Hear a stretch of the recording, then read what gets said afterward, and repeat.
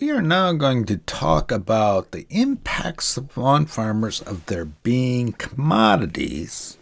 And this actually is a farmer dilemma. In the long run, prices are going to equal per unit average cost. This is economic theory, and over time, we expect farmers to have zero profit after paying themselves for their management, unpaid labor, and unpaid equity. And that is because every farmer is a price taker. That puts a large emphasis on being a low-cost producer.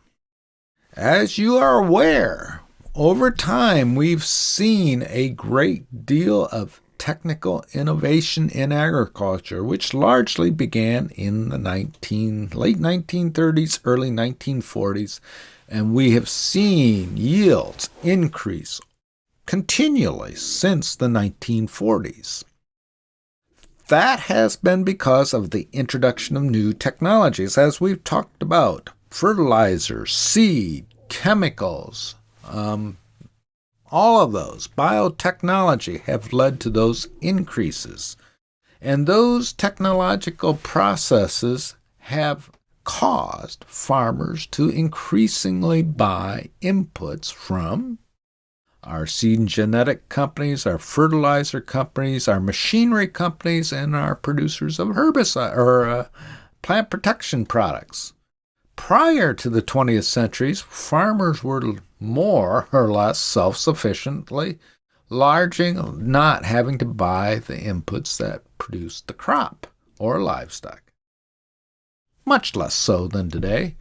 And today, farmers buy the seed, fertilizer, herbicide, and machinery. So we moved from being a self-sufficient sort of economy to one where we have to buy those inputs. This and the technological change, again, we've seen that technological change, emphasis on being a low-cost producer then leads to the Treadmill Theory. And this was actually developed by Willard Cochrane back in the 1958 to be exact. There is a recent update, or more recent update on that article in 1996, but the original theory was farmers had to buy those inputs to stay competitive, and the early adopters gained, but over time, everybody went back after the technology has been adopted, or largely adopted, to having zero profits. So let's go through that process and again state it. Farmers are always facing new technologies, and those are being developed now by input supply firms. Farmers adopt those technologies most of the time. They will increase yields and lower per unit cost. Often, the technology allows the farmer to farm more land. If you can look at the history of farm numbers in the United States, we're seeing a continued decline. That is largely due because there's no more land, so to break. All the land that can be in production is in production, largely, so farmers in, for example, Illinois are competing for a fixed amount of land. The first farmers adopting the product has an advantage, and again, let's go through an example. The process. Here we have the early adopters. A new technology comes to the market, and let's say that that's going to increase yields by 10 bushels per acre. First, farmers have to discover that. There are a lot of technologies out there that promise to do that, but don't actually do that, so that's not certain. And so not everyone will adopt that technology. Let's say that the price of corn is $4 per bushel, and it will cost, which if we have 10 bushel increase, we will have $40 of additional revenue. I'm giving a pretty realistic example of what a technology would do, but it's a general technology. Let's say those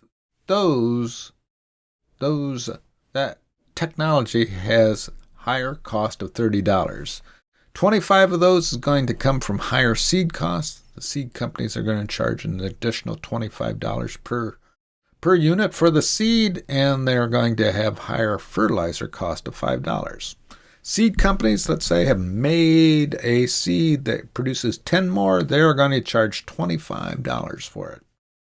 That $25 plus that higher fertilizer cost is still less than the additional revenue, and so the early adopters win.